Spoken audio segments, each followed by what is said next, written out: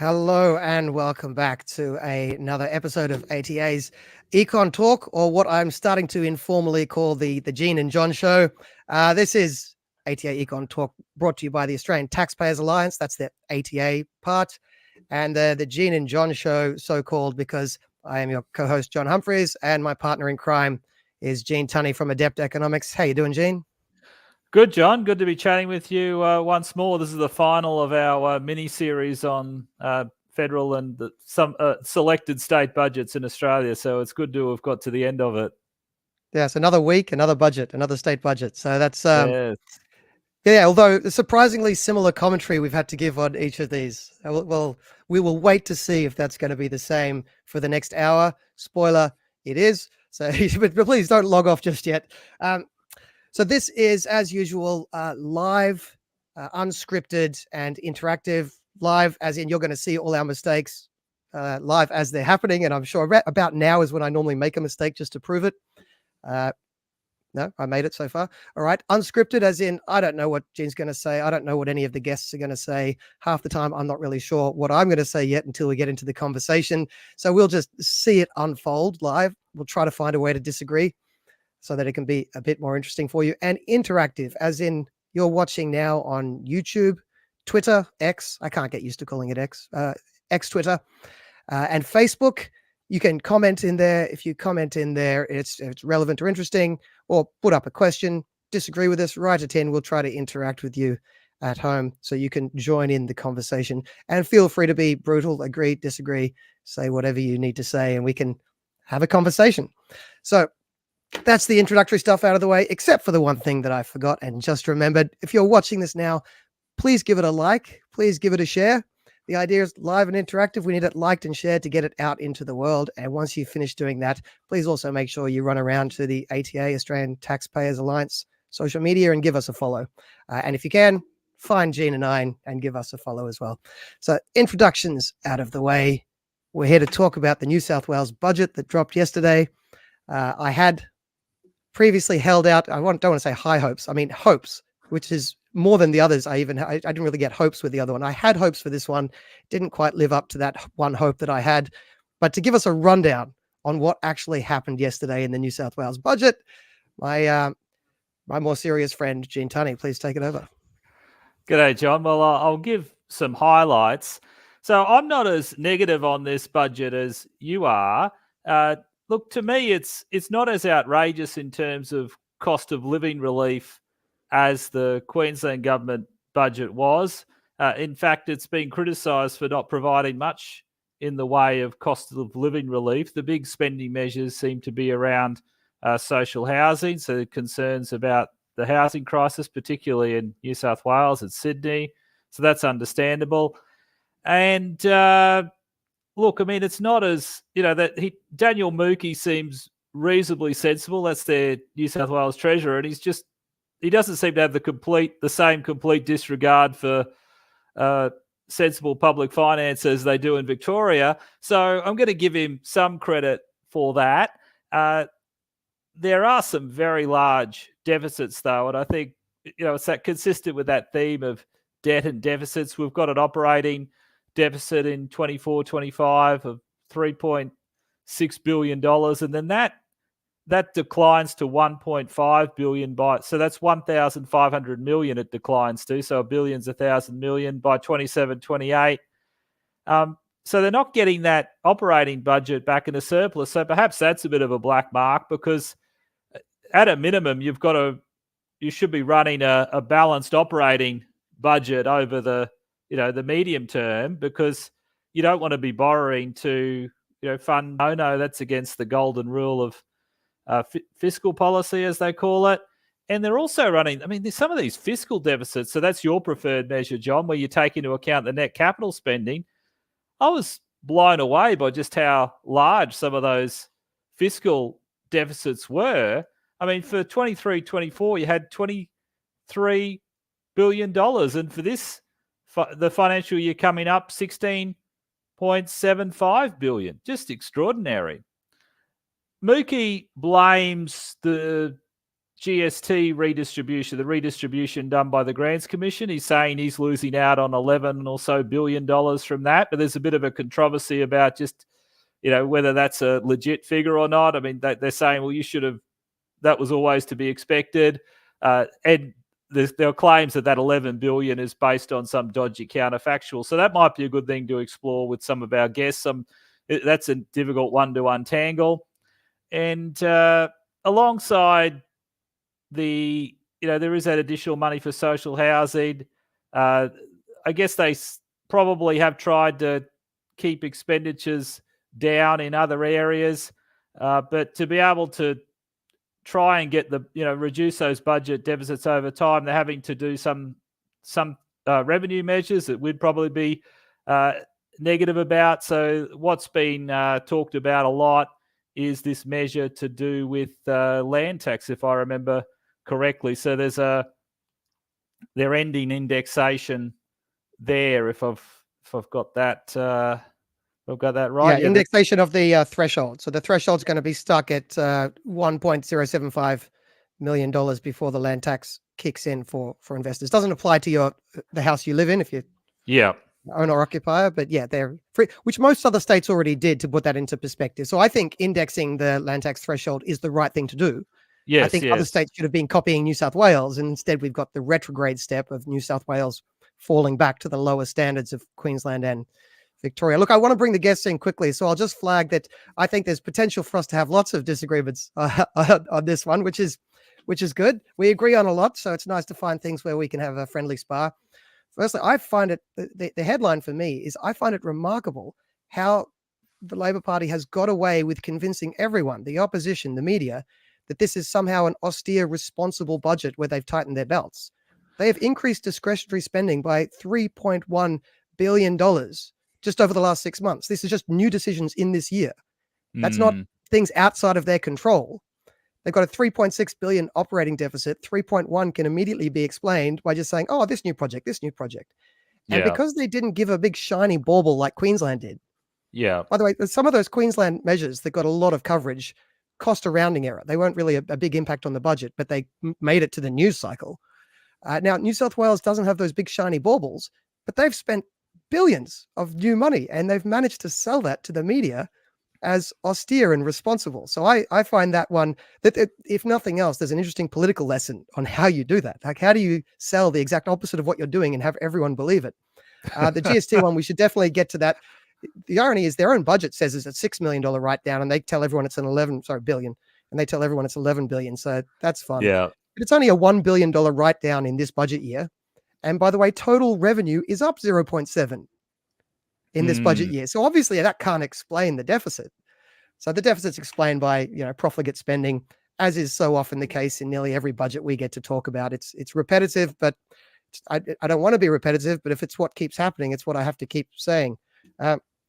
There's a few more we'll jump into as we go, but I don't want to take all of the talking points away from my incoming guests.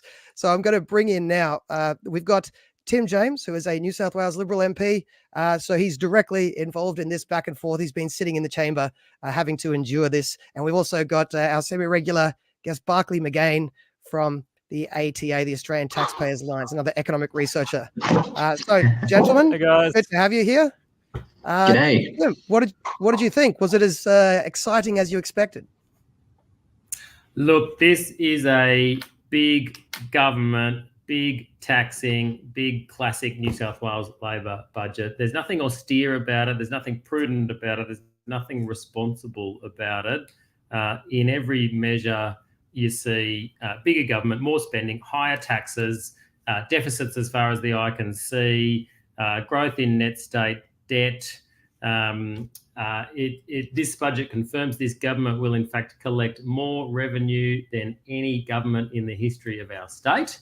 But where is it going? And the answer is, in so many ways, into funding which is unsustainable, was unbudgeted for. Most of the spending we know is going into the public sector and union wage demands without any productivity gains, without those being achievable. And I mean, the figures there, just so you know, that, I mean, already in a range of sectors. They've promised over 10% wage rises for certain sectors of the parts of the public sector. And so that's already cost them about $10 billion. And they've now got about another $7 or so billion of claims from different parts of the New South Wales public sector. Now this is what, under the previous Labor government, this is what sent them basically broke and meant that New South Wales was not able to invest in infrastructure, services, innovations, new programs or otherwise. And even their own people, Frank Sartor, who was a finance minister under the life of that Labor government, in his book said, we couldn't do anything because we lost control of the public sector wage bill. And that is already the case here for a government that is only 14 months old. It is really quite extraordinary. Yeah. Tim, I think they're fair points. Could you just explain, though, I mean, didn't the previous government, the Perrottet government, leave a deficit?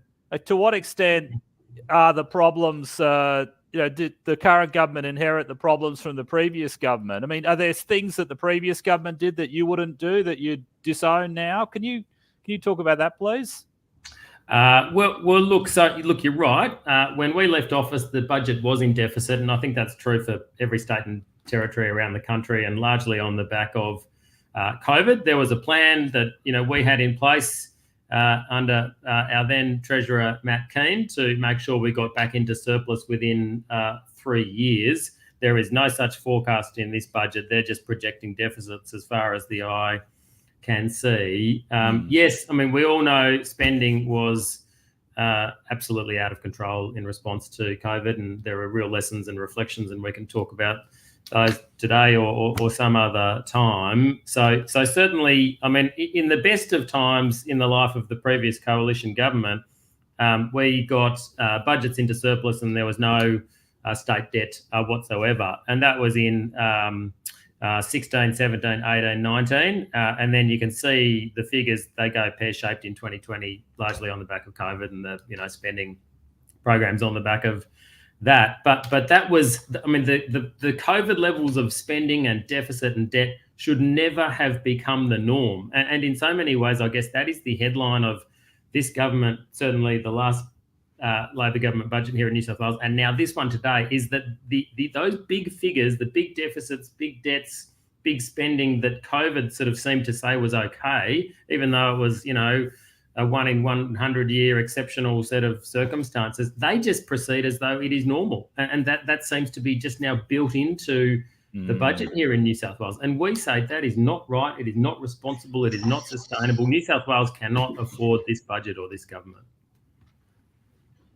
I think there has been some wind back since the COVID days, but I think your earlier point was that one of the most powerful things to comment on not just this budget, but all the state budgets, that the nature, the structural nature that we have of the system is leading to unsustainable growth, which means that the thing I normally say by the end of each one of these live streams, where was the real structural reform? Where was the real change to actually put us on a sustainable footing?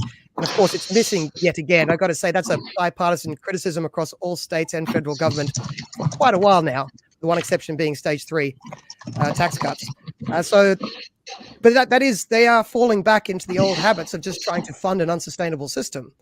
I don't know how that ends. It's unsustainable. Anyway, that's my little mini rant on that. But Barclay, you got a fair bit of background noise there and typing in your pet dog. But once you're speaking, I'm sure it won't matter. Barclay, what did you make of the budget?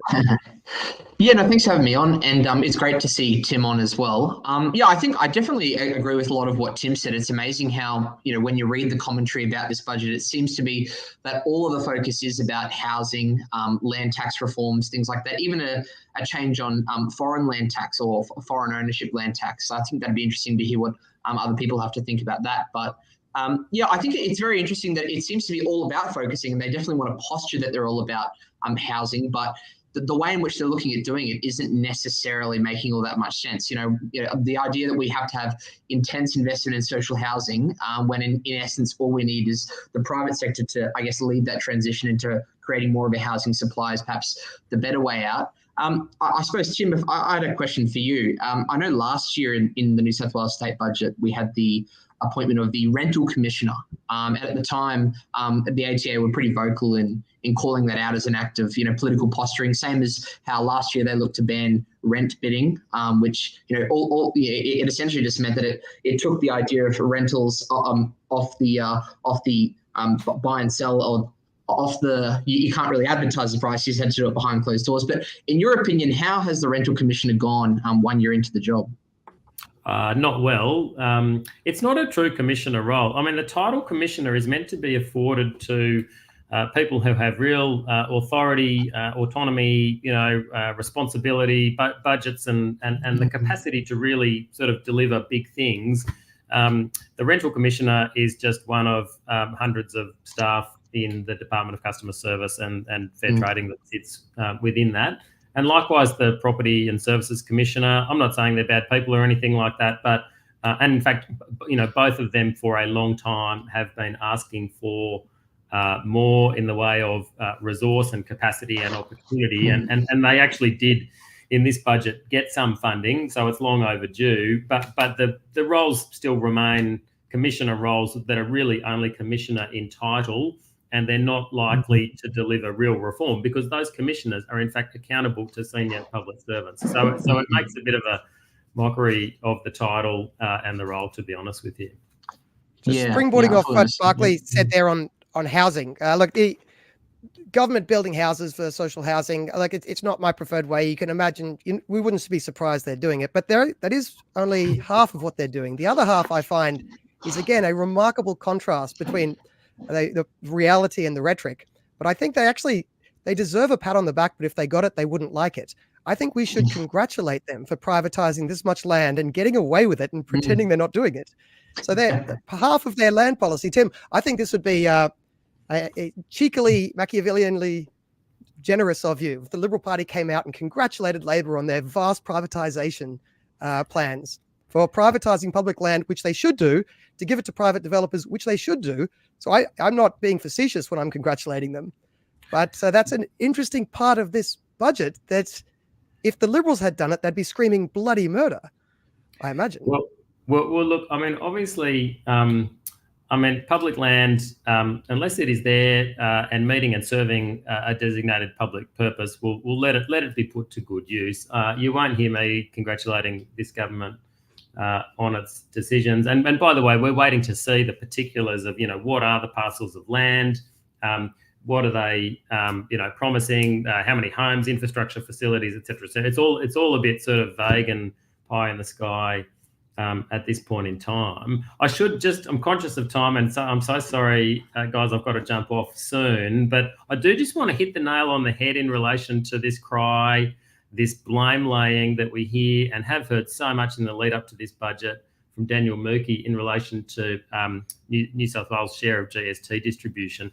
This is a complete furphy. I mean, the GST distribution has not changed from the time that we were in office, and you did not hear us moaning and groaning and saying, well, we haven't, had our fair share. I mean, of course, we would have liked more, and we do have an issue insofar as WA is concerned. But our then Premier and Treasurer were not blaming our budget position, and what is in this case this year almost certainly going to be the loss of our AAA credit rating. We were not blaming that upon Canberra, and it's pretty rich when you've got a Labor Premier, Chris Minns, in effect blaming a Labor Prime Minister, Anthony Albanese. The whole thing is too rich. And by the way, Daniel Murky clearly can't get mathematics right, because he keeps saying it's about $12 billion that they're down in terms of GST revenues for New South Wales, and the actual number is about $6 billion. But again, that's nothing new. Like they knew that was coming.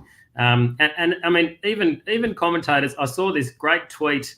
I don't normally quote journalists from Crikey, but Bernard Keane, who's one of the political commentators at Crikey, came out and said the following in the last 24 hours: ignore New South Wales Labor's bullshit, they're his words, about unfair GST distribution. It's been hit in the arse by a revenue rainbow. So he's saying, New South Wales is going up revenue-wise, but has blown it all and much more on spending. That's why New South Wales is mired in deficit. So there you go, from a commentator who's sort of more typically, I guess, seen to be associated with the left of politics. That pretty well nails it. Yeah. Yeah, absolutely. I saw that tweet. I commented on it as well. He was talking about all changes, but that was the point I'm making before. GST went down by $1 billion. Other revenue went up by $2 billion.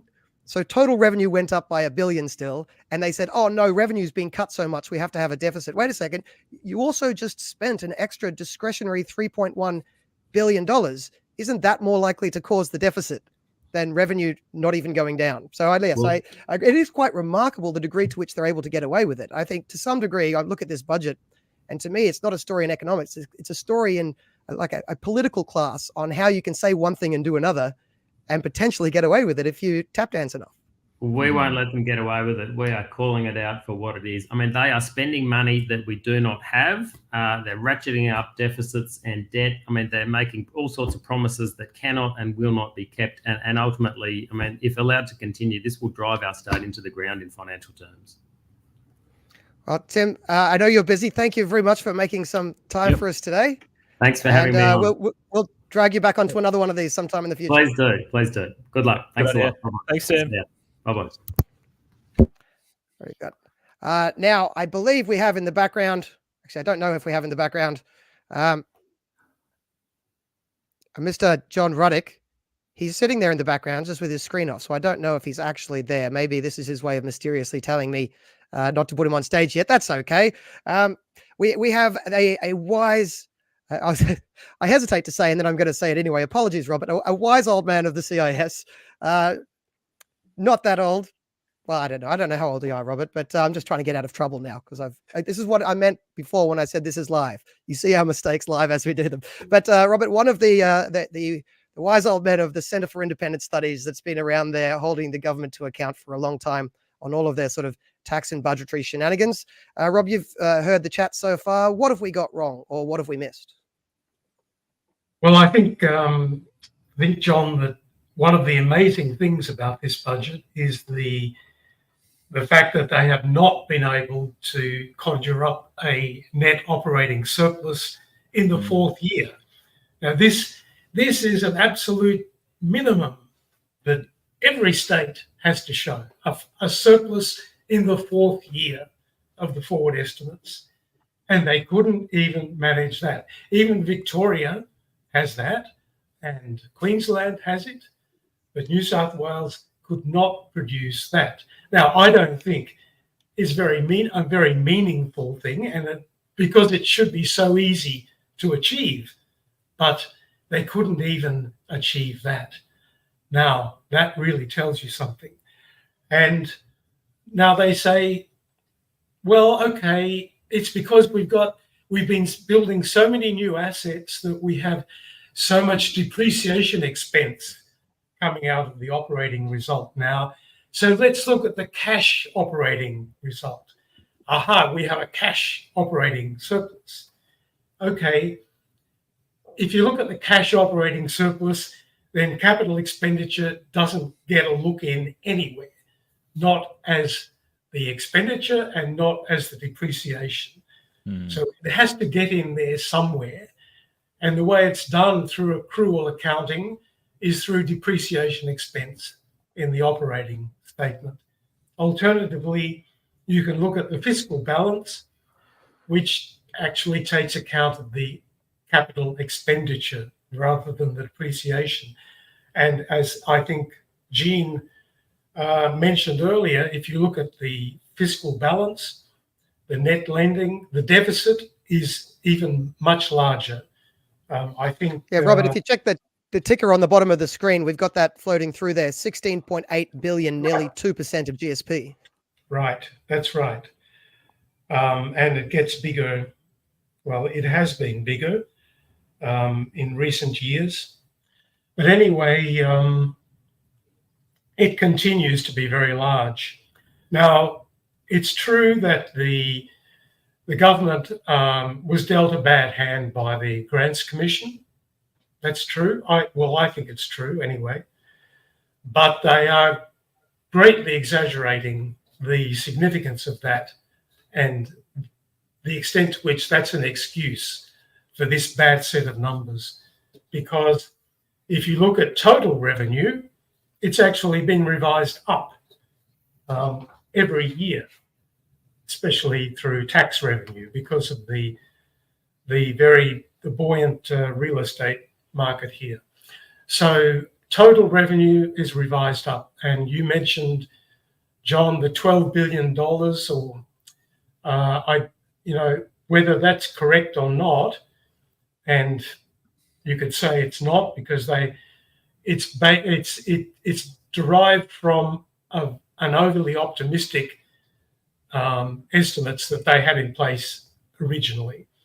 But even leaving that aside, total GST revenue on account of other factors is not revised down by 12 billion, it's revised down by 6. But even that is more than offset by other revenue upgrades. So total revenue is revised up. Excuse me. And I think, as Tim James said, the expenditure, the enormous expenditure excesses of the COVID era have not been wrung out of the system. Now, surely you would think that by 2024-25, COVID should no longer be an excuse for operating expenditure being higher than it otherwise would be. Well, I like to go back to the last full pre-COVID financial year, 2018-19, and just run a reasonable trend line for expenditure growth from there to 24-25. So that's 6 years. And if you do that, if you use a reasonable trend growth rate of 5% or 6% of operating expenditure, then in 24-5, they are way above where you would land in 24-5. They are way above 8 billion, 12 billion, something like this. So a lot of that so-called temporary expenditure during the COVID period has got locked into the system. And if you look at the revenue side of the budget, since that pre-COVID base year of 18-19, they've had set an average of 7% per annum growth in revenue to 24-25. If you just run a line through those 6 years, it works out at 7% per annum compound annual growth rate, which is very substantial and above the long run average for New South Wales. So there is no shortage of revenue and no excuse for abolishing the indexation of the land tax threshold. And I find it very annoying how the budget papers keep saying, oh, we're just doing what other states do. So other states, misinformed practices, wrong practices are being used as a shield for New South Wales retreating on indexation, which has been a feature of the system here for quite a few years. I mean, it goes back to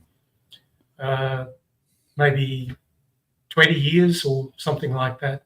That's how it came to be 1,075,000 now. So what's happening?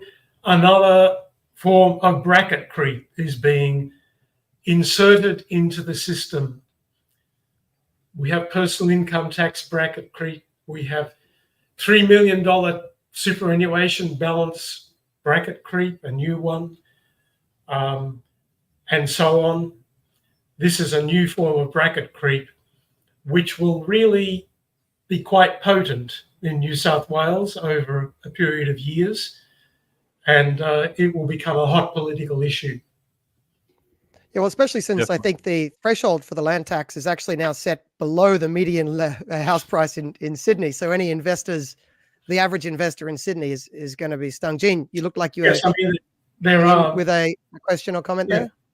Yeah, 1,075,000 sounds like a lot, but there are many, many residential properties in New South Wales where the land value is above 1 million.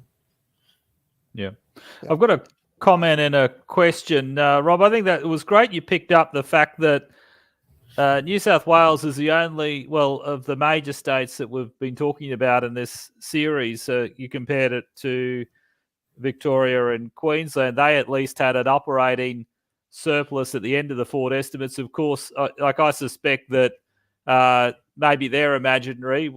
We just don't know. I wonder about Queensland. I wouldn't be surprised if they've just, made that up, with some bold assumptions. But regardless, you were very critical of the Queensland budget the other week. I saw your op-ed in the Australian or the AFR.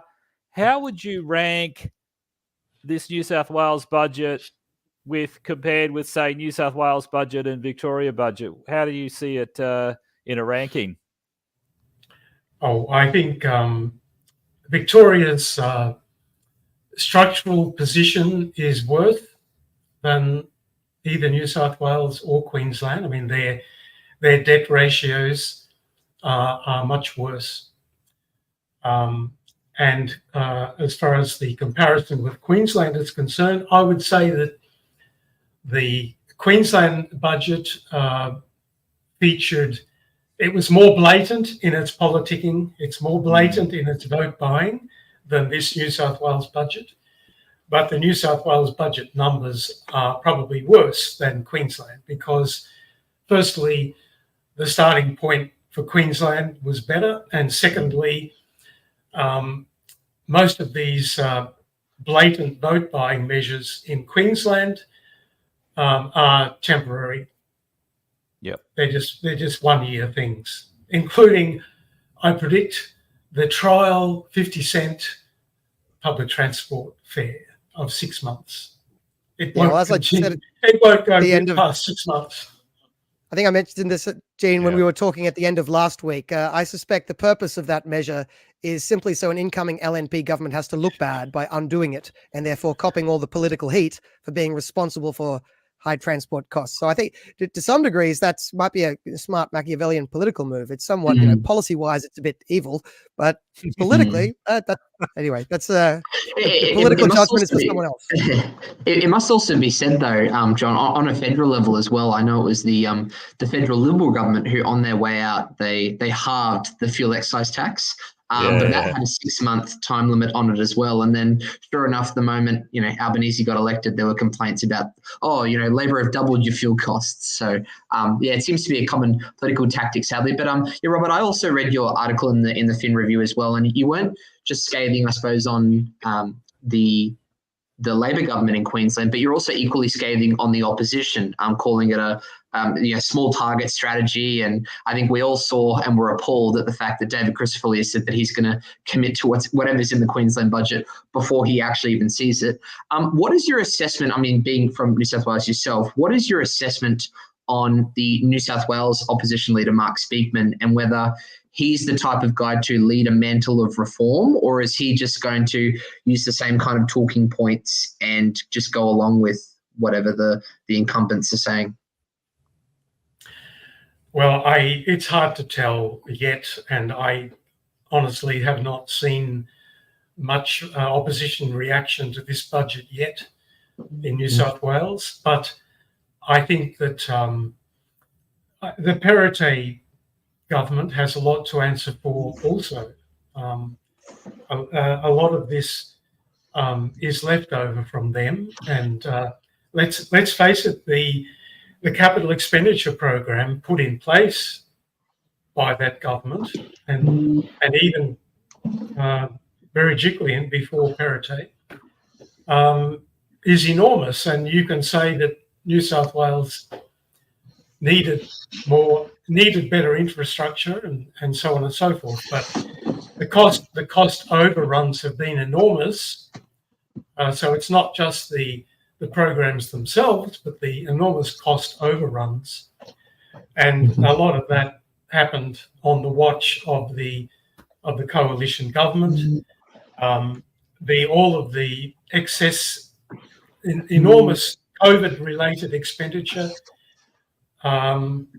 happened on their watch, obviously, Berejiklian and Perrottet, and I think they had not attempted to cut back by the time they left office. Obviously, they saw themselves in a delicate political situation, and were not trying too hard to repair the budget. And so I think they have a lot to answer for, and the new bunch of people in the opposition have yet to show that they would be much better.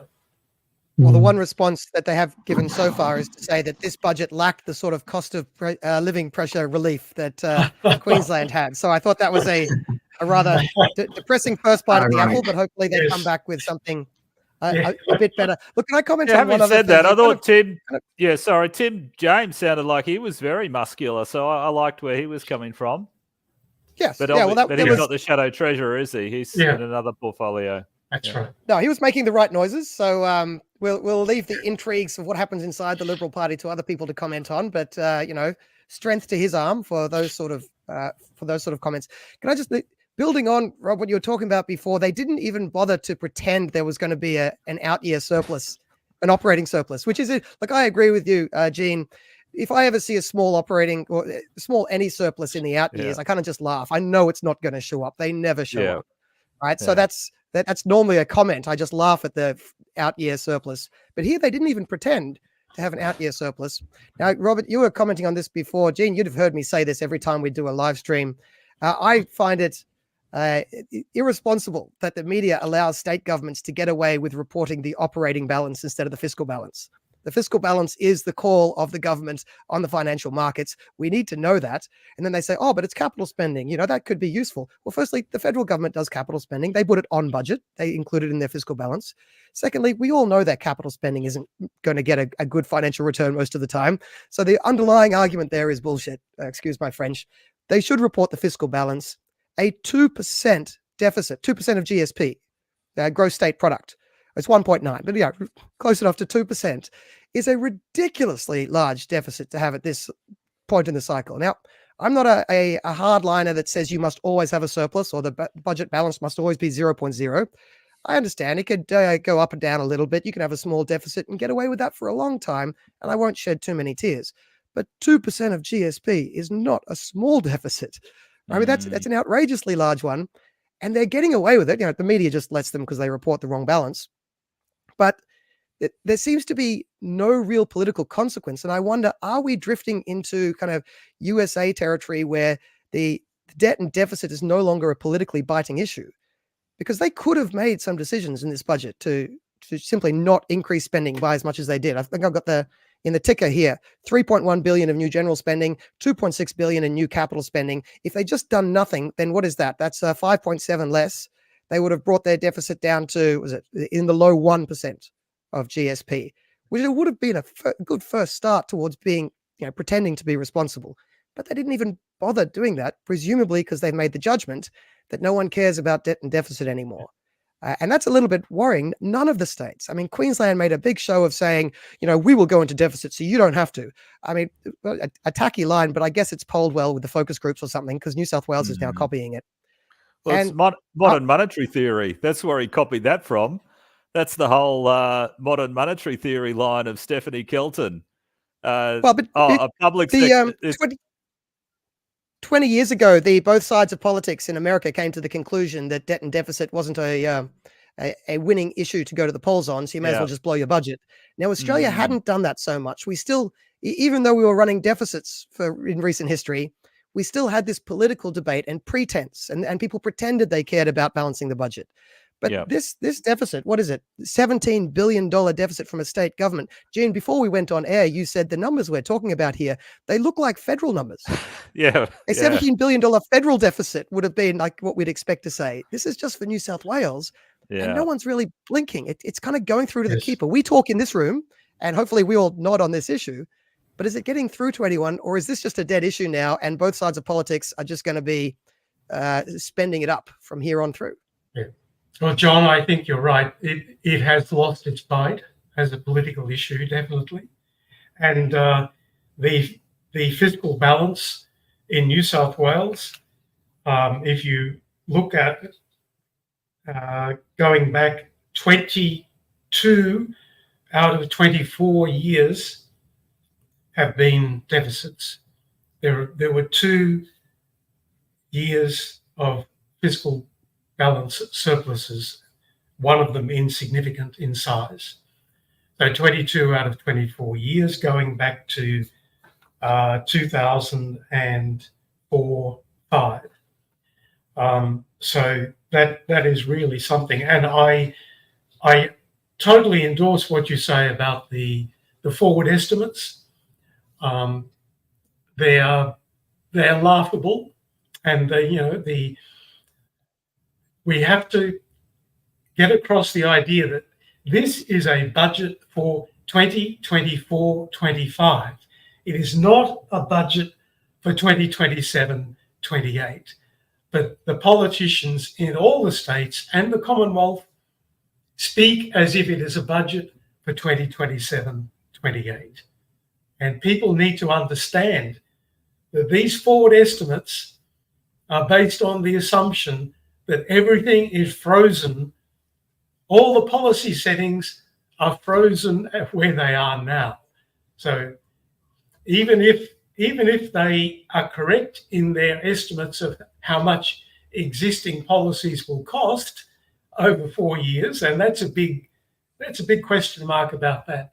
But even if they are correct, we're asked to assume that there will be no policy changes for 4 years. And that's how you get your magical 4th year surplus.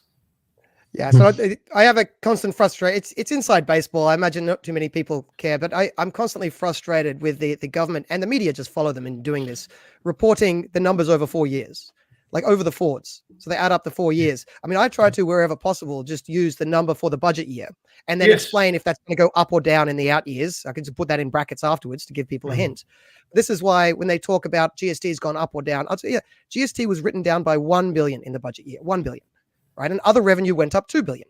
So total revenue went up by 1. That's how GST impacted this budget. And I try to do that for other policies. Frustratingly, New South Wales, unlike Victoria, Queensland, and federally, don't actually itemize each spending policy by year. They don't actually give you that information in the budget papers. You can try to infer it in a few cases or just take their word for it, but they're frustratingly shy about telling us the cost of each policy. I don't know if that's just laziness, incompetence, or if there's something to hide, or a mixture of all three, but it is very annoying for budget watchers. Right. I didn't notice that, John. Are you sure about that? They haven't published it somewhere else? There's not something online? It's not in the budget papers. I don't know if they put it elsewhere, but I've gone through, all 9 of the budget documents and each of the statements within. I found the area where they say they do it. And they list the total per department, and then they list in dot point form underneath it the 10 policies that number includes. So I can't disaggregate which policy is causing that spend, except for the one department that only has one policy. That one I can work out, but all the rest of the departments. But anyway, it's inside baseball and on just a minor frustration. Nonetheless, I agree with your point about this weird focus on the out years, and it can be used to really trick people. I mean, there's a lot of cases where people compare a 1 year number to a 4 year number, and people can be very easily tricked. I think a lot of the media, the instinct is to say that they're lying bastards trying to trick us. I think half the time they're tricked because they just don't understand. They're not experts in this. They can fall for a political line very easily, especially if it's coming from one of their political friends. And so they just repeat what they're given because they don't know any better. But I think we should just stick to 1 year numbers so that people can compare like with like. Can I just be contrarian? You go. I mean, John, shouldn't we actually be positive about presenting numbers over the forward estimates? Because wasn't the historical problem that they could announce things and there could be some time bomb in a future year with a spending program or a tax measure? I agree with reporting it. I think it should be in the budget. I just think when people say this is what we're doing, if they're constantly switching between this is what we did in the past, this is what we did this year, this is what we did over 5 years, this is what we did over 4 years, and then sometimes they say, and this is what we're spending over 10 years, how is a person that's not studying this closely supposed to make proper comparisons? Yeah. So put all the details, put out to 10 years in the budget if you like. But then when we talk about it, we should just talk about it honestly. What is the impact in the budget year? I think that would be the most simple, fair way of doing it. I think I definitely agree, and I think what Robert points out is very true, that they're relying on almost no changes. Although one thing that I saw Judith Sloan pointed out that they did change by the end of the forward estimates was, currently I think in the last financial year the migration intake or the population growth in New South Wales grew by 2%. But if you look towards the end of those forward estimates, it drops to just 1%. So if the only thing that they're factoring in is just a slight downturn in migration, I just thought that was interesting, because that seems to me to be entirely federal government policy. And it seems like they're almost, as much as they haven't catered towards other things in their forward estimate projections, one thing that they're counting on is a downturn in migration intake, which I thought was quite interesting, almost like they're reading the tea leaves. I think we saw in the federal government response, which we covered as well, Peter Dutton's budget and reply speech was almost entirely about linking the housing crisis, which is one of the top issues for voters at the moment, with immigration, which is something that a lot of people haven't done for quite some time. So it seems that they're almost admitting that Albanese at some point is going to have to reduce the migration intake, and that they're adjusting for that, if anything. So. Well, they're trying to do it.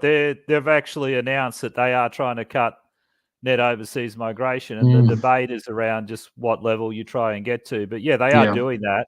Yeah, there's no doubt about that, Barclay, and rightly so too, given the issues in housing and other congestion issues, and because we've got to there's got to be some optimal rate at which we have it, and we've been far above that for the last few years for sure.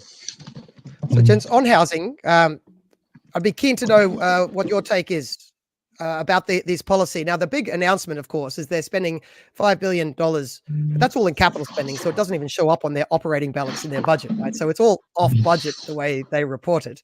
But this big spend on building houses and for renting them out below market rents or giving them to people in need.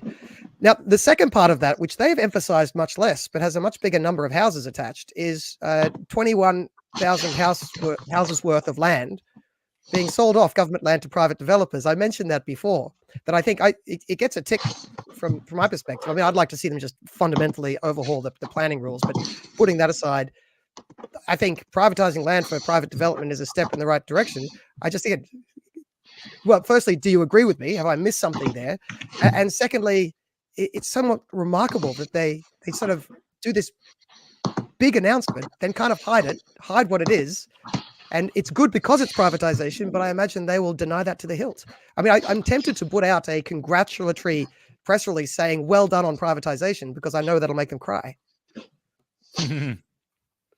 Have I got it wrong? Is that, do you guys agree? I think it's sensible. And look, even governments that have been very critical of privatisation haven't denied themselves the ability to sell land. I mean, the Queensland government under Palaszczuk did something similar a while back. I mean, probably not to the same extent. So yeah, I think it's something that governments rightly should do if they've got surplus land. I mean, that press release would be a bit cheeky. I mean, but yeah, go ahead and do it if you want. I mean, cheeky's what I was going for, Gene. Cheeky's what I was going for. I wouldn't call it privatization, John. I think governments are always selling public assets every year. This is a big one, but it's not a privatization. To me, is privatizing a government enterprise. It's not selling an asset like a block of land, which they would do every year to some extent. This is just a step up in it. Yeah, well, they often reallocate their assets. Yeah, and it's pretty small. It's pretty small number in the context of the overall problem. Yeah, indeed. By the way, we're talking about revenue before. We've touched on the one tax policy that got some attention, which was the freezing of the land tax threshold. I believe there was actually, if I got it here somewhere, there were actually 8 little tax increases well, not all little, by the way. That land tax one isn't going to be too little. But a lot of these have gone under the radar. They did, of course, mention that they're slugging foreign landholders. I imagine because even though it's a tax increase, it probably polls well. So that's one that's got some mention. They're giving millions of dollars more to tax bureaucrats so that they can make taxpayers pay more, which is something that every Labor government does, but it always makes my eyes bleed when I read it. A new strategic biodiversity charge on some developers, which, they talk so much about housing and then they put a new charge on developers. They've got a $20 million increase in liquor licensing fees. Now that I disagree with on its own, but here's the irony. They say they're going to use that revenue to help improve late night, nightlife in Sydney. I mean, they're taxing the alcohol providers and use the money to try and improve nightlife. How about just stop taxing the alcohol providers? That's my suggestion from that review. I could save them $25 million. And what else? There's a few other little ones in here. But any other comments on the specific policy side? Did you guys find any little gems or nuggets in amongst the details of the policy? Well, I would just comment on the additional taxes on foreigners, the land tax and stamp duty foreigner surcharges. This is, as you said, it's because foreigners don't vote here, and this is probably popular among the masses, but it's pathetic. I find it absolutely pathetic that almost every year now, and it happened in Queensland also in this budget, you boost the foreigner surcharges a bit. It doesn't raise a lot of revenue, but it's highly discriminatory. There's no question about that. And interestingly, the Queensland budget actually used as part of its justification that they were catching up to New South Wales. And then a week after they caught up to New South Wales took another step ahead and increased by another percentage point on both stamp duty and land tax. I also just hope, I know we spoke about the opposition before, Robert, but I also hope that someone like Mark Speakman is pointing out that, as much as it would be easy to cash in and get support on our popular policies like, make all the foreigners pay more when they try and buy up our homes. But I hope he segues it into a discussion of, prepare to pay higher rents. Because that will ultimately be what happens. There's a lot of people who own foreign land in Australia that a lot of people live in. Like I'm a tenant myself of a rental, and I know that if the land tax increases, then it'll be higher rents that we have to pay. So, well, at least we're not yet as bad as Singapore. So Singapore can always sit there as the one that they always will aspire to, where the foreigner stamp duty surcharge is, wait for it, 60%, 60%. Yes, you heard me correctly. Well, that's not too far off just banning foreign ownership, which of course that's the ultimate infinity percent tax that a lot of countries. That's right, exactly. Yes. So I know, Gene, we talked before about trying to wrap these up a little bit quicker than we had previously, but so I want to get in this question that I always ask on the other budgets. Look, can I just say, I held out some hope for this budget. Before the budget was released, they talked about fiscal responsibility, and what little I knew about the New South Wales Labor Party made me think they might actually be better than the Queensland and Victorian versions.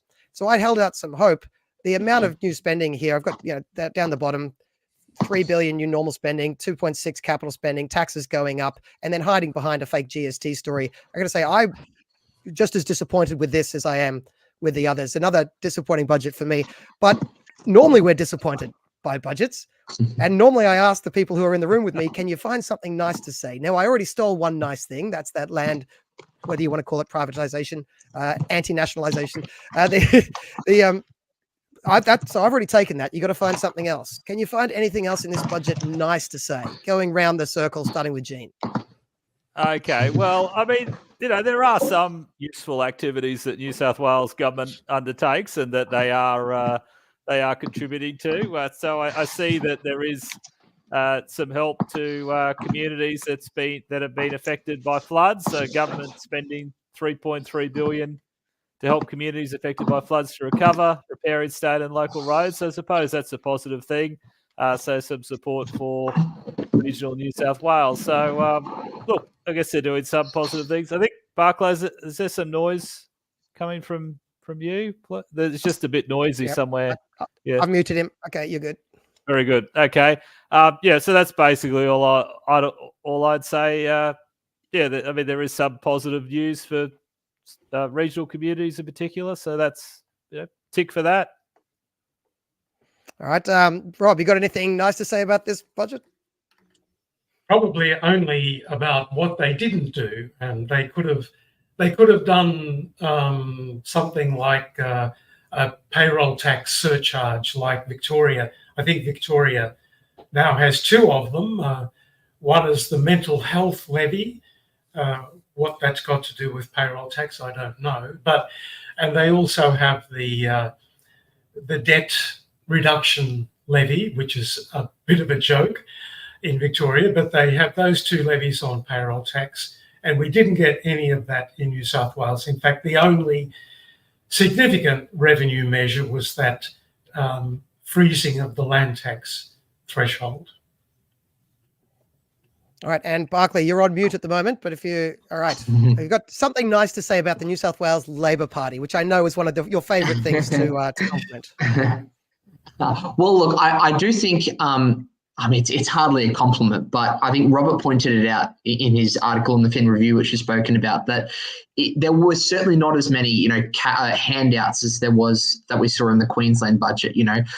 This idea of 50-cent public transport fares, it didn't reek of an election budget, but that's because it also isn't an election budget as well. But if I can use a bit of latitude with your question, John, obviously yesterday was budget day, but one of the other big announcements that has to be mentioned coming out of New South Wales, politics, is the fact that we've had the resignation of the former Liberal Party Energy Minister, Matthew Keane. And I think that is a tremendous success to be coming out of the New South Wales budget day, if you'll afford me that kind of latitude, because hopefully we see some more common sense approaches coming from the New South Wales Liberal Party or New South Wales Coalition on climate policies and stop funding all this money towards net zero. So if you'll afford me that little bit of latitude. But that was a highlight from budget day yesterday for me. Well, given one of the themes of this show has been... Yeah, I was just going to say, John, given one of the themes of this show as being contrarian, can I be a bit contrarian there? I mean, isn't Matt Keane one of the, isn't that sort of the direction that a lot of the political analysts would say they need to go in if they're going to win those seats that are now at risk to Teals? I mean, isn't Matt Keane the sort of person that they need to be electable in New South Wales or federally? That's devil's advocate in a way. Yeah, no. I think it's a great question. I think that was a big concern as well. I remember in that period where we had the federal election in May 2022, and then you had the Victorian state election in November of 2022, followed soon after by the March state election in New South Wales of 2023. It's clear that the federal government moved towards the Teals, think about climate policies, that kind of thing, didn't materialise on a state level. For whatever reason, I'm not too sure why that was. I think it may have something to do on a New South Wales state level because it is optional preferential voting.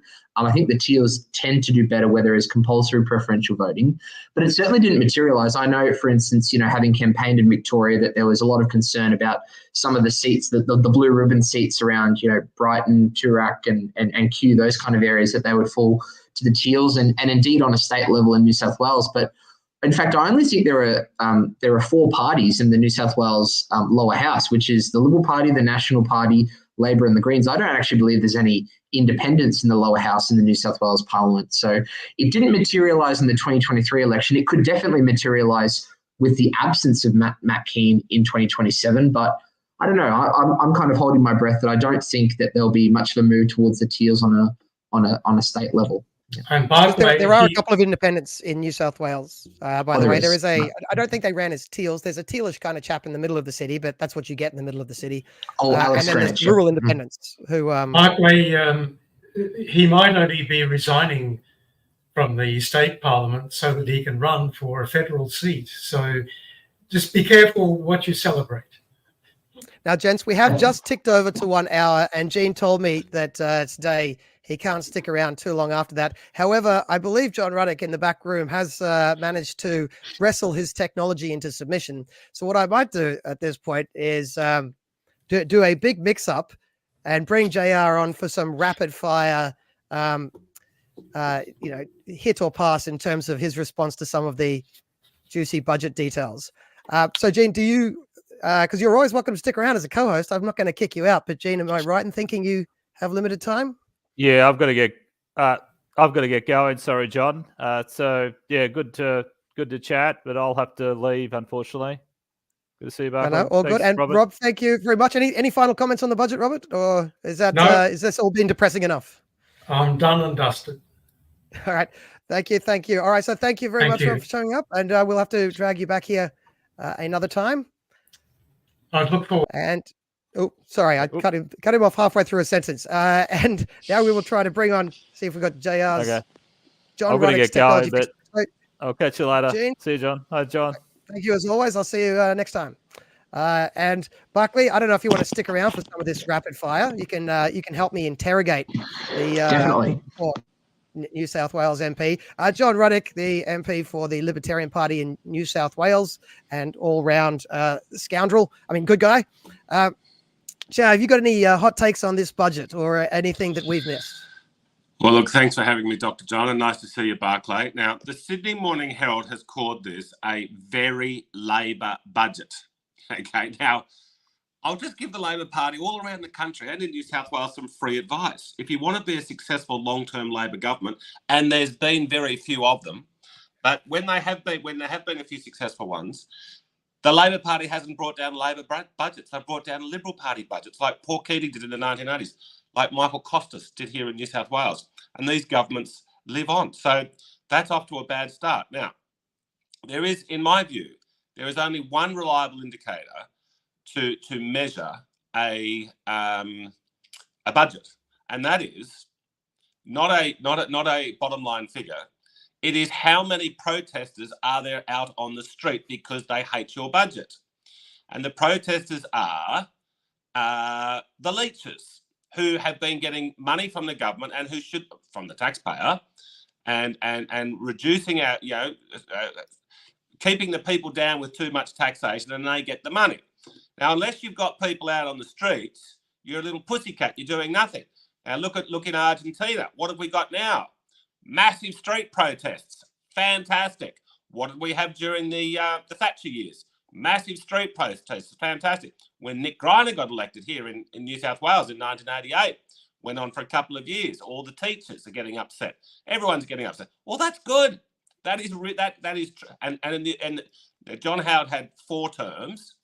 The last 2 terms were garbage economically. The first 2 terms is where he actually did knuckle down and do a few good things, and there was lots of protests.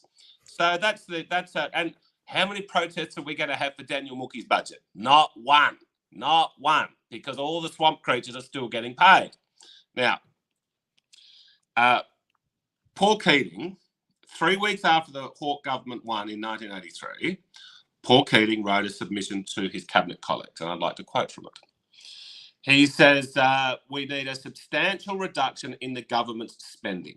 Spending cuts rather than revenue increases will be required to do the heavy lifting. To achieve what is required, we must be prepared to modify substantially and, in some cases, abolish programs we have inherited. Absolutely. Yeah. Well said, Mr. Keating. And now what Mr. Keating used to do, this was just 3 weeks into his period as Treasurer.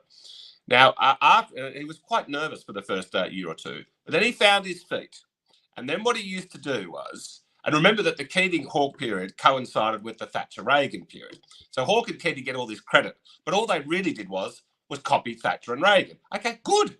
Good that they copied them, okay, but they never walk around saying, oh, thank you about Thatcher and Reagan for inspiring us. But anyway, now what Keating used to do when he found his full confidence, when they had a cabinet meeting, this is in Troy Bramston's biography of him, which is as close as we're ever going to get to an autobiography, because he participated in the Bramston biography very closely.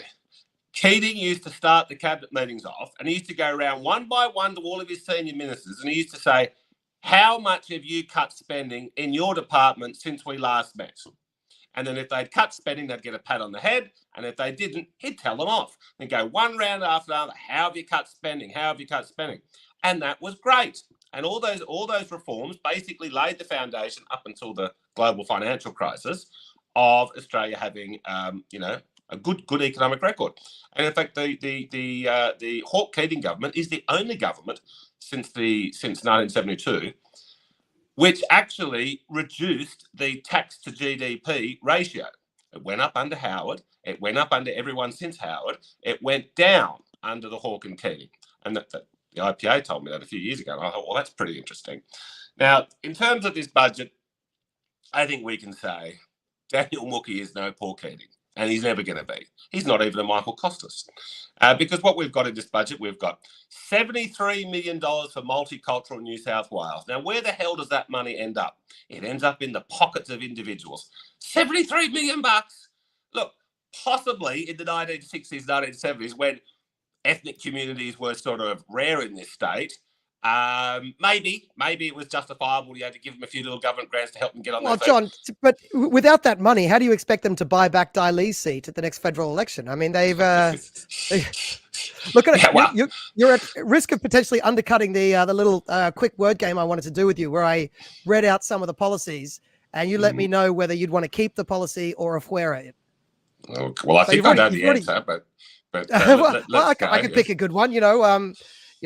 Saving kittens and unicorns on rainbows. I could probably find something you'd go for. And the first one I had in here was 73 million extra for multicultural New South Wales. I think I can guess the answer there then. Afuera. A few others here that people might be surprised to hear. I mean, with the multicultural thing, the whole of friggin' Sydney is multicultural melting pot. Why on earth do we need to give it special little groups? I mean, we're talking about a lot of money sloshing around. Who does it go to? Okay, it's hard to find out. But I mean, what are we? I'm sure I'll tell you. There's one little ethnic minority in Sydney that won't be getting any money. The British Australians. Okay, that's a little multicultural group that'll miss out. Okay, because but all these professional lobbyists on the gravy train, the ethnic gravy train, they say, give us money, give us money, give us money. Okay, so of course, look, I wouldn't just cut the multicultural budget. Completely throw it in the bin, okay? And I think that those people getting the $73 million would be so ashamed of what they've been taking off the people of New South Wales that they wouldn't even dare protest out the front because I was saying, yeah, well, it was a rort, and I suppose it had to go. All right, next one. These are relatively small numbers in the scheme of a budget. Budgets are in billions, these are in millions. But still, a million here, a million there, it soon adds up. And there's kind of the point of what they like to spend money on. We've got here $10 million for men's behavior change programs that focus on working with men to enable them to recognize their violent behavior. Keep or afuera? Afuera. Now, of course, where that money's going to end up in is in the pockets, not of domestic violence, victims. It's going to end up in the pockets of people who make a professional job out of, warning the whole world about, toxic masculinity. Okay, so they don't even pretend here. They've got other money that they say is for DV, which I imagine still ends up in the hands of the same people and has nearly no impact on helping real victims. But they've got other money for that. This one is specifically just to tell men they suck. Yeah, well, okay, yeah. So, so we all. It's just going to divide. Make young males feel like there's something wrong with them. Okay, just shoving down more and more pessimism. But what you're saying before about look, we're only talking about millions here and there. Okay, we should be talking about billions. Look, the truth is, if Barclay was the Prime Minister of the country and Dr. John was the Treasurer, I think what you would do is you would start on a massive cost-cutting crusade, starting in your own office, starting in the stationery in your own office. Finds ways to cut down on just the stationery bill, and then it can go out like a ripple effect from that office, from the Prime Minister. This is fun because it gives me a chance to, firstly, look, I agree with, I think, your underlying point. I was kind of joking when I said a million here, a million there. Pretty soon it adds up. For most people, a million already is a lot of money. So I was kind of joking about how budgets allow you to talk about big money as if it's small. So yeah, I agree. This all needs to be cut because you also need to get out of the habit of saying, oh, you can have 10 million, you can have 10 million. Once you've said that 1,000 times, you've given away 10 billion, right? So it's, look, I agree with that point. Although if we get time, which we probably don't on this one, inside the office of politicians, look, I'm not a politician, you are, so this will be a little ironic. I think inside the office of politicians is the one place that needs more funding for the reason outlined in your wonderful recent tweet that everyone should jump straight on Twitter and go and check out John Ruddick's Twitter thread. And yesterday you wrote this wonderful thing about the bureaucracy, that it is basically running the agenda because politicians don't have time to be able to fight a bureaucracy with thousands of people who've been there for tens of years, that have the backing of all of the fancy research and their fancy suits. And I think the only thing that could stop that or stand up against it in our system that can do it is a brave politician. That politician is probably going to need an office that is funded with more than just, one university student, which so many people have. I mean, that their one staffer is some young liberal political hack. And this one backbencher with their one young liberal political hack are supposed to be able to take on the might of 1,000 bureaucrats. I would cut the bureaucracy from 1,000, just say cut it in half, at least. I think much more, but cut it in half and give a few of those people to the politicians, so they can employ a few staffers who have the capacity to actually go head to head against the bureaucracy and beat them. Because the idea of making politicians even more emasculated in their fight with the bureaucracy and just hoping that rainbows and voodoo can somehow make them win that battle against the bureaucracy, we are losing the battle against the bureaucracy. The anti-bureaucratic side needs troop reinforcement. That's a very unpopular opinion, because I'm saying, JR, give your office more money, but and no one will vote for that. I understand that, but that's my take on how to fight the bureaucracy. I might actually ask a semi-related question as well, John. The different circumstances between where we're coming to you from in Queensland and where you are in New South Wales, and the position you hold in the upper house is, of course, we have a unicameral system. And one of the arguments that we often hear from proponents of bringing back the upper house here in Queensland are that when we have a big spending budget like this, or government mismanagement, that we can have the kind of checks and balances from the upper house. And I think the last New South Wales state election delivered a minority government to the Labor Party in the lower house and the exact same in the upper house. As an upper house MP, have you felt like you've been able to hold the government to account more, or do you feel like with the votes from the Greens that it's enough for them to get their agenda through anyway? Okay, well, look, just on your first point about the Queensland upper house, look, I do feel quite strongly about that, because Queensland is such an important state. It really got the potential to be the Texas of Australia, like a growth state in a Sunbelt area, big state, close to Asia, lots of mineral resources. It's got so much potential now. Not having the upper house has held it back. Do you know that since Federation, there's really only been 3 governments in the history of Queensland? And people are shocked when I say this, but it's true. From Federation until the 1950s, the Labor Party ran the whole of Queensland, except for a brief period in the Depression, like for just a 3-year term or something. And then the National Party held it up until the late 1980s. And since then, basically, the Labor Party's run the show. There was the short-term Borbidge government and the short-term Campbell-Newman government. Now, my point is that, okay, without that upper house, it's very easy to get entrenched, okay, and that's what happens in Queensland. So, look, I think that Legislative Council is still sitting there. It wasn't demolished in Queensland. I think it's an absolute no-brainer. Now, your second question, Barclay, about the, and I think that's what the Libertarian Party should be, other minor parties would support you. Now, in terms of New South Wales, look, it is finely balanced in the upper house, but because the National Party guy took the presidency, then what that means is that there is a slight left-wing majority. So the government has roughly 40% of the members of the upper house. There's 42 members. The government's roughly got 40%. The opposition's roughly got 30%. And then the crossbench has got roughly 30%. Now, of that crossbench, so there's 12 of them, 6 of them lefties, and 6 of them are right-wingers of various descriptions. So it's not often that our vote is the decisive vote, but it is often that the government and all the opposition will think that it might be. So I have to say one of the things that has surprised me the most about the last year is how nice everybody is here in the Legislative Council. And I'm sure it's not because they think I'm a nice person. It's because they think that our vote will sometimes count. And I think it's a good system of government, we've got a certain constituency. The animal justice people, the cannabis people, they've all got their own little constituency, and these people need to have a say. All right, I'm going to, times has escaped me yet again, and it will a bit more because I still want to do a bit more rapid fire. Just before I kick you out, Barclay, any last comments on the New South Wales budget? Like your closing statement. I think that, obviously, thank you so much, John, for coming on. Both Johns. I feel like I've got John squared here. I think it kind of reiterates a similar thing that we've seen, a trend between the Queensland, New South Wales and Victorian state budgets, that there really is seemingly no regard for restraint. Like, it used to just be the case that you would see no regard for restraint just in an election year, and that's what we'd often call an election budget.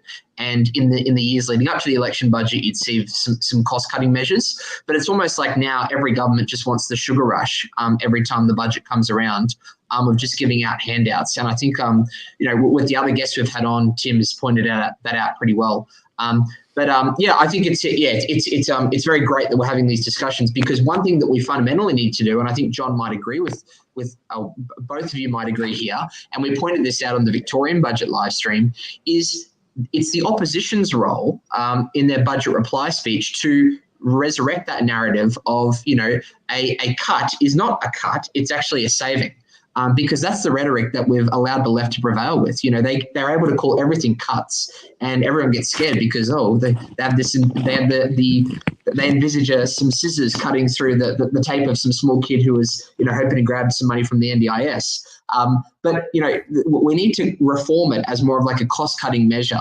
And so far, we haven't necessarily seen that from Pseudo's budget reply speech, and I'm not really holding my breath for Mark Speakman either. I think Peter Dutton's budget reply speech, feel free to disagree, but I felt like he nailed the mark, and he spoke about some issues that were very pertinent. But on a state level, we really are lacking solid opposition leaders that are able to come out and oppose big spending budgets. I mean, in my home state of Queensland, we saw Christopher Foley adopt or completely agree with all of the Labor Party's proposals prior to it even being public. So I think that is the biggest indictment on a lot of our opposition leaders here. But hopefully, with time and with solid people holding them to account, like John Ruddick that we have on the call here today, that we can see a bit of a change in how we report on budgets. Because right now, state governments just seem to want the sugar hit and the bump in the polls that they get by announcing 50-cent public transport fares for 6 months.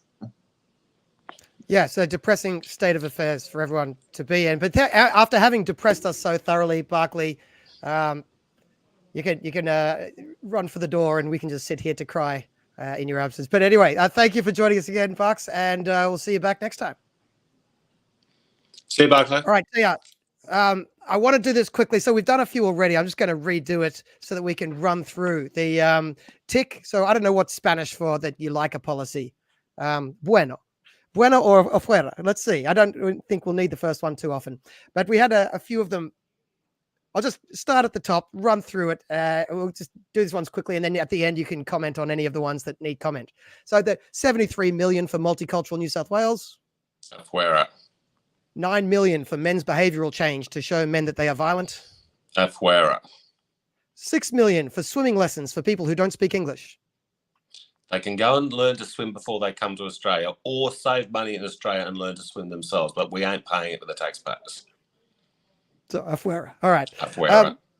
5 million for consultation to find a pathway for a treaty with First Nations. Well, that's a double afuera. Yes, okay, because I mean, $5 million is not nothing. It's going to end up in someone's pocket, and I don't think there's going to be a treaty. I think we had a little thing a year ago called The Voice, which sort of settled that. 24 million over 2 years to develop a medium-term bus plan.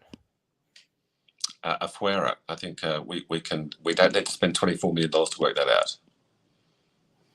A new liquor licensing tax combined with more spending to try and improve nightlife in Sydney. Afuera. The nightlife is a problem in Sydney. It's gone. It's dead. It used to be unbelievable, 20, 30 years ago.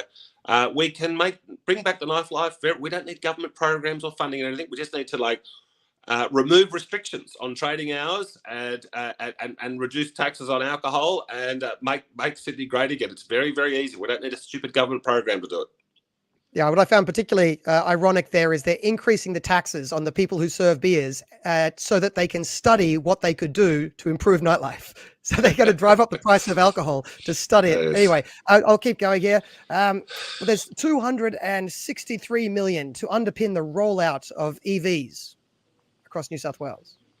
Electric Well, vehicles. that's a massive affair. Okay, now look, when a new technology and a new industry comes along, like cinemas or radio or mobile phones, these new industries, they can fund themselves weirdly. So when a genuine new industry has arrived, we don't need the government. All the government needs to do is get out of the way. But these EVs, there's endless government money. So yes, definitely a fuera. Tens of millions more for Destination New South Wales so that they can run adverts telling everyone that New South Wales is good. Sydney is famous all around the world. We've got a magnificent, landmark features, which are up there with the Eiffel Tower. Okay, they're a big deal. The Sydney Harbour Bridge, the Opera House, the harbour, all the beautiful national parks and beaches. It's easy to sell New South Wales. Okay, we don't need to put ads on TV. We just need to make Sydney fun again. I've got a bill at the moment where we're going to be, hopefully it's going to get through later this year, where we're going to allow the public consumption of alcohol. So you might be sitting down there at the Harbour Bridge or at Bondi Beach, and you can have a glass of wine or a beer if you feel like it. At the moment, you'll get fined for that in New South Wales. Yeah, at the moment, people still do it, and they seem to be unaware that they are breaking a law. So it shows the absurdity of the law. 21 million more to help build a New South Wales digital ID and wallet. Well, I don't know why the state government's getting involved in this, and because I thought it was a federal government thing. Now it's completely evil. It's the beginning of a George Orwell social credit system. So yes, of course, that's an affair again. And we've got 4 million here to deliver digital songlines. The Digital Songlines project, which is to capture stories and songs about the stolen generation. I believe that can be privately funded. Okay, there's 40% of people in New South Wales voted yes in the Voice. They obviously care about these issues, and they can fund it. We've got a lot more here. I think it's something in the order of, I didn't have this one on the list, but we've been talking millions so far, but it's well over 2 billion of ongoing spending on capital projects to set up these renewable energy zones. So this is in the billions. This one actually shows up, although it's a capital spend instead of a recurrent spend. But would that be a keep or an afuera? That would be an afuera, okay, because we were told 20 years ago that the renewable energy revolution was going to be self-funding and it was going to deliver lower energy. And it was all a big lie. The foundation is a big lie. Global boiling is a big lie. And so, of course, all their policies built on the lie of global boiling are also lies.